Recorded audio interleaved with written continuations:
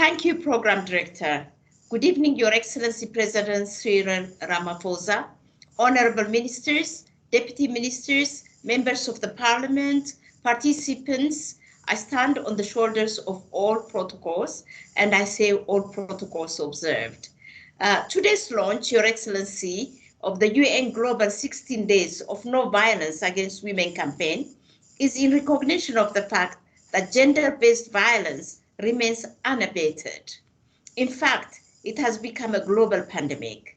This year, the UN Secretary General Antonio Guterres' Unite campaign theme is Orange the World, Fund, Respond, Prevent, and Collect. Aligned to the global campaign, Your Excellency, you have chosen this year's national theme to be Women's Economic Justice for a Non-Violent and Non-Sexist South Africa. We know that when a woman is economically empowered, she has the full power to walk away from a potentially life-threatening situation. She is empowered to seek assistance and protection for herself and her children without worrying about the financial implications. We know, ladies and gentlemen, that economic independence is not only a strategy to prevent gender-based violence, it is actually a non-negotiable human rights imperative. The economic empowerment of women must be accelerated because it is fair, it moves us towards the equal society we all want, but most importantly, there is evidence like the McKinsey Power of Parity in Africa 2019 report shows that when women have equal access to the economy as men, Africa could add $316 billion or 10% to GDP by 2025. Given the global theme's call to action, fund, respond, prevent, collect, I want to focus my message today on the four areas. First is fund. The investment in ending violence must measure up to the huge cost of violence to our economy.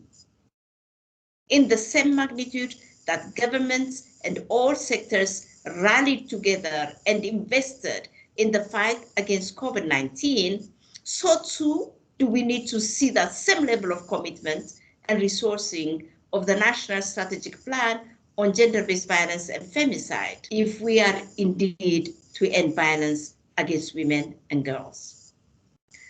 Your Excellency, globally, the cost of violence is between 1% and 3% of GDP. Taking a median average of 2% as the cost of violence, this amounts to approximately 100 billion rand of the GDP. Yet, our current cost of the National Strategic Plan is only 8 billion rand. Your Excellency, President Ramaphosa, ladies and gentlemen, our current investment in ending violence is only just a fraction of the real cost to the economy. The second point is respond. The UN allows the National Strategic Plan on GBV and Femicide as it champions the idea of economic empowerment to help eradicate gender-based violence. The plan has identified entry points such as the expanded public works program and the enforcement of the 40% government procurement target for awarding women state-related tax. For our part, Your Excellencies, UN Women, FAO, UNFPA, the ILO, UNDP, UNIDO, and WFP, with our strategic partners, have worked to increase and strengthen women's participation in the economy in both the informal and formal sectors. As an example, the Accelerating Women-Owned Micro-Enterprises Program of the UN, implemented in rural Limpopo municipalities, uses globally tested ILO business skills training models that transform the micro-businesses into profitable and sustainable enterprises and provides economic independence. We also call at this point in time, Your Excellency, we also call on financial institutions to introduce and design products and services that do not discriminate against women who are starting businesses and who do not have a credit history. By removing barriers, women are able to access financing and also meaningfully participate in the mainstream economy. As an example, in Kenya, the UN supported Fanikisha initiative that saw millions of women businesses receive financing and accompanying business skills. Through this scheme, the bank has doubled its capital. Third is prevent. To prevent GBV and femicide, we must change social norms and attitudes. We must continue to challenge the harmful social norms that reward abusive behavior and perpetuate toxic masculinity through scaled-up male community dialogues and public engagements that promote accountability. We must increase advocacy to decrease bystanderism by encouraging communities to challenge the social norms, cultures, and behaviors that drive gender inequality and violence, and by reinforcing the message that violence affects us all at all levels, including schools and learning institutions. We cannot achieve gender equality without transforming the current unequal power relations between men and women. This involves challenging the notions of masculinity and traditional perceptions of manhood. On this score, UN Women, UNFPA, UNICEF, UNAIDS, and UNDP are engaging men and boys through the men's parliament, religious and traditional care, and especially parenting programs for fathers to end violence at all levels, from families and homes to communities to schools and the workplace, by becoming change makers. For example, he for she tavern dialogues challenge notions of male privileges and rights over women's bodies and establishes programs for accountability and safe spaces. For example, the Social Justice and Peace Program of the Catholic Church, patrons of a tavern in Klerksdorp brought a femicide perpetrator to justice, resulting in a life sentence.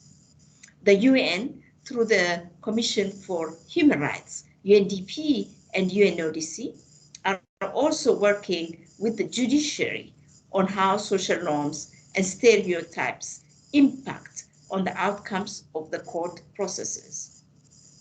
The fourth one is collect.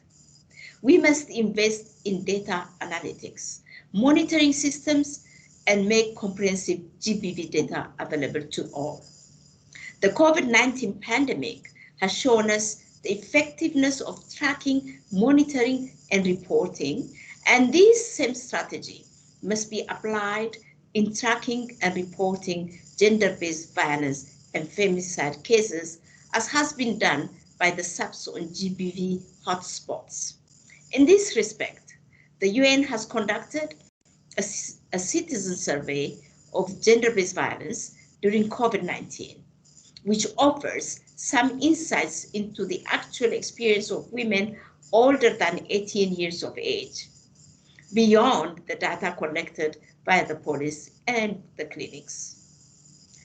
This research illustrated that out of this sample, 19% of women experienced physical abuse, 28% of women emotional abuse, and 11% of women experienced sexual abuse during COVID-19 lockdown, levels 5 to level 3.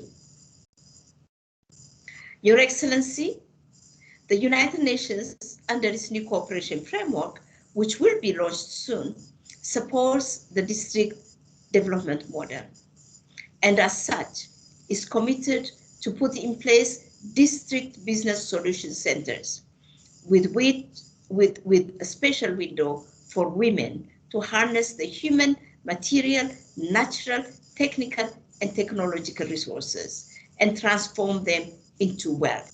Such centers, Your Excellency, could also be replicated in the gender-based violence and femicide vulnerable 30 hotspot areas to provide all our entrepreneurship and enterprise development programs, such as She Means Business, which is a UN Women partnership with Facebook, targeting young women who are impacted by HIV/AIDS and gender-based violence, as well as the Young Women for Life platform to impart knowledge, showcase women businesses, and share experiences.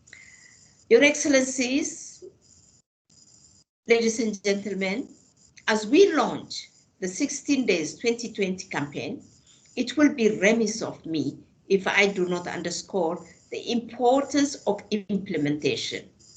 To this effect, the UN encourages government to scale up the promising Rapid Results Initiative, which we have started successfully in the Eastern Cape and within the Ministry of Justice.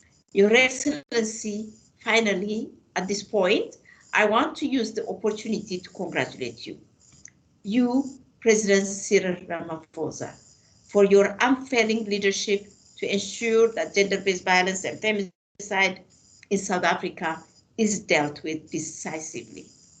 In addition, we commend you for taking on the co-leadership of the Generation Equality Action Coalition on Economic Justice. Through your chairmanship of the African Union, we also applaud you for the launch of the African Women's Decade of Financial and Economic Inclusion. Finally, as I conclude, Your Excellency, as a mother, grandmother, leader in the workplace, Black woman from Africa, I know firsthand and I feel the pain of being a woman. I therefore refuse to keep silent and would urge everyone to join me by saying that silence begets violence. Silence begets violence. Not in my name. I thank you.